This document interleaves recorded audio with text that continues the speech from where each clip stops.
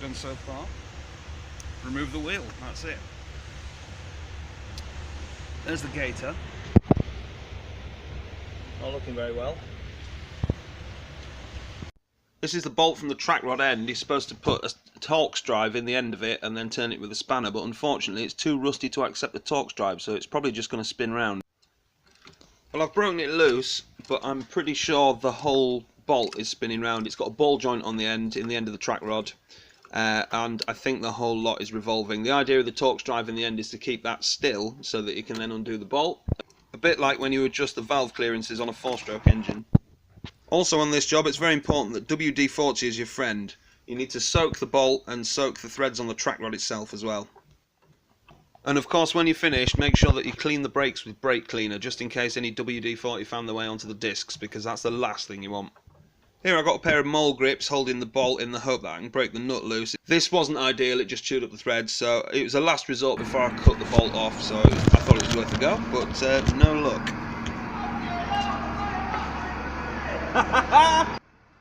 Now might be a good time to remind you that I'm not a trained mechanic, and actually these videos are less of a how-to and more of a sort of inspiration, hopefully, for you to try and fix your car as well.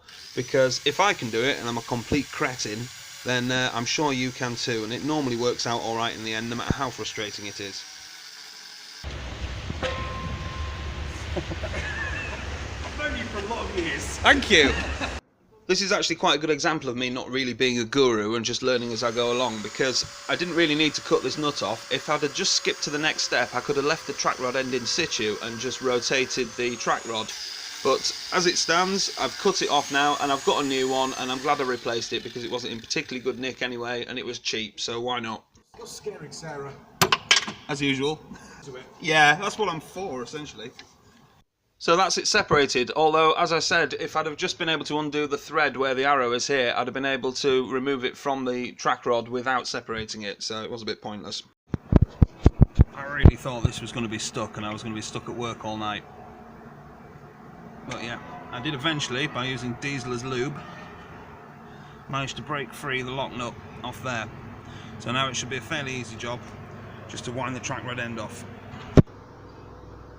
So basically, just to explain the lock nut, it's just basically another nut that's on there and it locks against it, a bit like the double nut trick. So it's just a case of turning them both in different directions. You may have just seen me winding the track rod on again before I started to wind it off, and that wound it up to the mark where you can see where it used to be. So there's clean thread and dirty thread, so I wound it up to where it was, and now I'm counting the winds to take it off so I can put it on the same amount, which should give me roughly correct tracking, although I am going to get it checked and adjusted afterwards, and if you're doing this, I recommend you get the tracking done too. Here's the old shitty corroded one. The new one comes with a snazzy looking hat because I'm very conscious about the fashion statements my steering components are putting out. And here is the new track rod end. Wind the lock nut off, careful not to lose it.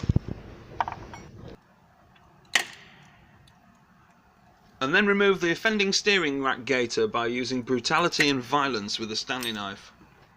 It's supposed to be cable tied on at either end, so you'll need to cut through those as well, although on mine they weren't fitted for some reason. There's a piece of shit. There's a replacement, it better fucking fit after all this. Just slides over.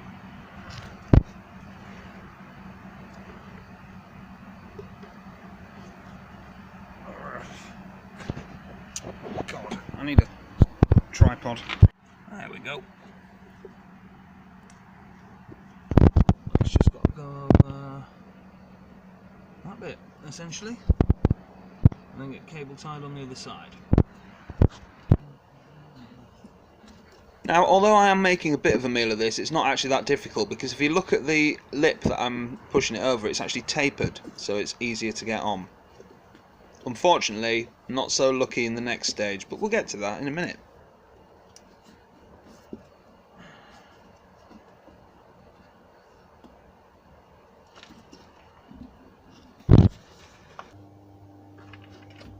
This next bit that it's got to go over is far more fearsome, as you can see. There's an actual lip and then 4 sort of like notches that you have to get it over. This was a nightmare. Now, what I failed to mention earlier was the fact that I had the wrong size spanners to take the track rod end off properly meant that it took over an hour to get it broken loose from the track rod. So I was already quite behind with time, and then I came up against this thing. Now, I've got an hour and 15 minutes footage of me trying to get this Gator on, and I didn't film all of it, so it was a lot longer than that. I was tired, I was hungry, I'd finished work 3 hours previously, nothing seemed to be going right, and I kept getting phone calls from my wife, so I thought I'd cut my losses, leave the Gator as it is, put the track rod end on, and drive it home as is, ready to have another go at it the next day. Now, when I broke the track rod end loose earlier, I had a choice of spanners, but unfortunately I only had one 21mm. Now, the track rod itself should be able to receive a 20mm spanner, and the track rod nut should have been a 21 spanner, which it was. However, with me not having one, I used an adjustable. The problem there being that I then didn't have anything that fitted over the one on the track rod itself, because that was a 21 as well for some reason. So, unfortunately, I had to use more grips and it took ages. The new one, however, has the correct 20mm spanner, so it's sort of like a bolt, I don't know. But basically, you can get a 20mm spanner around the square bit. Sadly, the old one was badly designed, corroded, and the wrong size in the first place, so it was always going to be difficult. Now, it's quite important to lock these two together by tightening the nut down onto the track rod end. I counted the amount of turns that I put it on and made sure it was the same as the amount of turns that I removed from when I removed it. So it should be roughly correct and it should be alright to drive home. However, I'm going to get the tracking done, as I said, because it's going to end up wearing tyres out and things if it's not exactly spot on. Tracking's a very precise art, and I don't have the tools anyway, so I'm just going to leave it to the experts. They're on nice and tight. You don't want to strip them, but you want to get them on tight. And the same goes for this nut. Obviously it's a nice new bolt, so the Torx bit actually fits in quite nicely, which means it stops it revolving and you can tighten it up properly with a spanner. I'm going to do something to stop it rusting.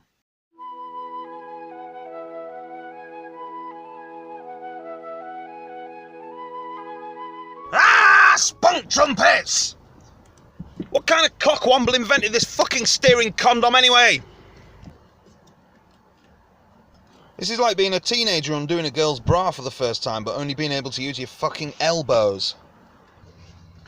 So, in desperation, I've had a word with a car mechanic who's done these before, and he says basically, yes, they are a total sod. He did give me some good ideas though, including lubing up the lip with grease or WD-40 and pulling it on with a pick. But he also said if I put a cable tie around it, put the steering lock on full to compress the Gator, it might start it being pushed on. So that's what we're going to do.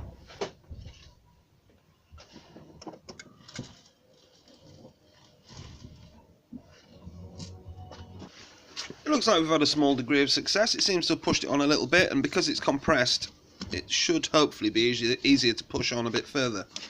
I've lubed up the inside of the lip with diesel, the universal lubricant. It's all over the place here.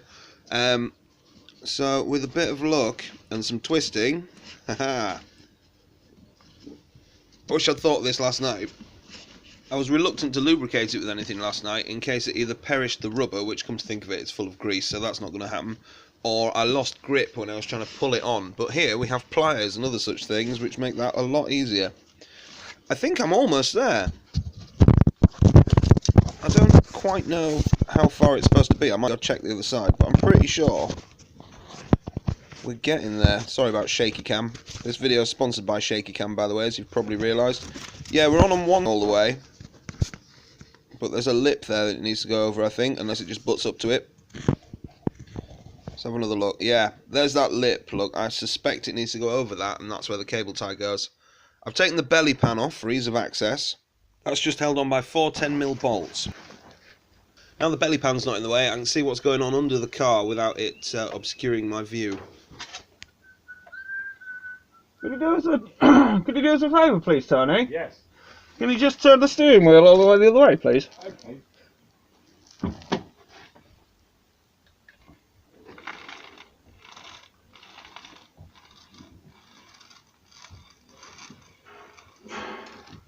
Thank you very much, sir. An office on a gentle slope. Thank you very much.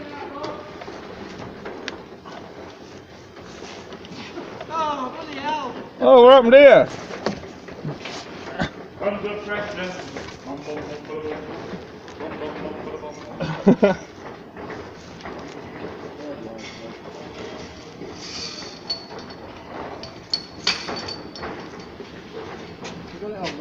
Just about.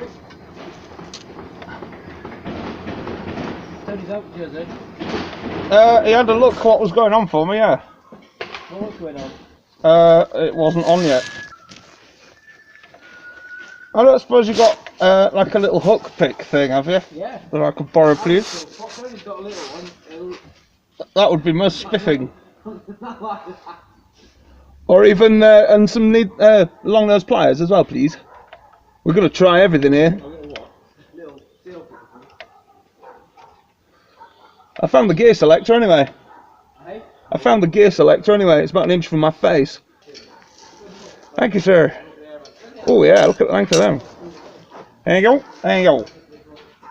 I will get the bastard. There's no hook on the end of it. It's a special O-ring one, is it? That is mega handy.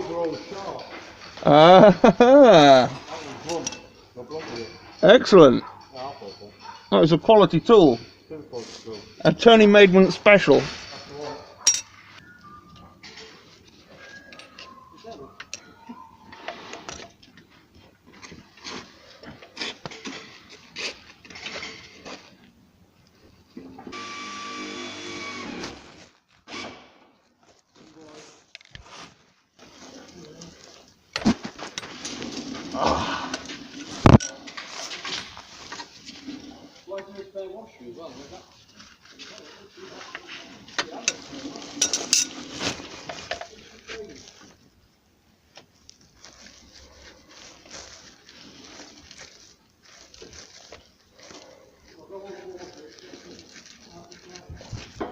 Ye fucking ha! We're in. Woo!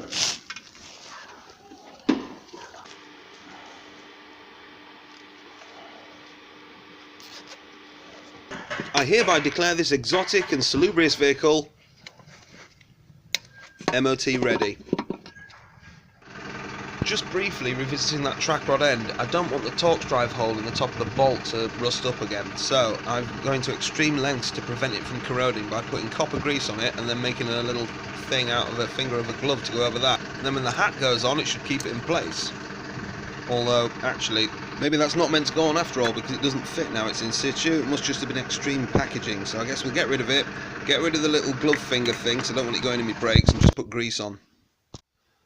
I didn't film the very last bit, but basically all I did was clean the brake disc with brake cleaner, just in case I got any grease from the tie rod end on there, and put the wheel back on and then torque it up to 130 Newton meters. It's supposed to be 110, but I like to do it ever so slightly more. So let's have another look at this, shall we? Headlamp aim, did it. That was free. Coil spring, that was $16.99.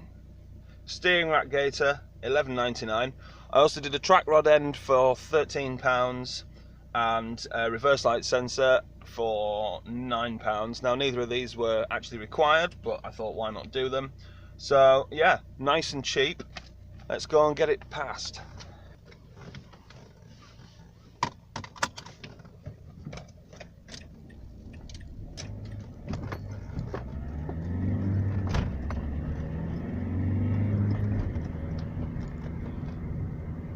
Tracking's a little bit off, but it's not too bad. Might take and get in tracks later on.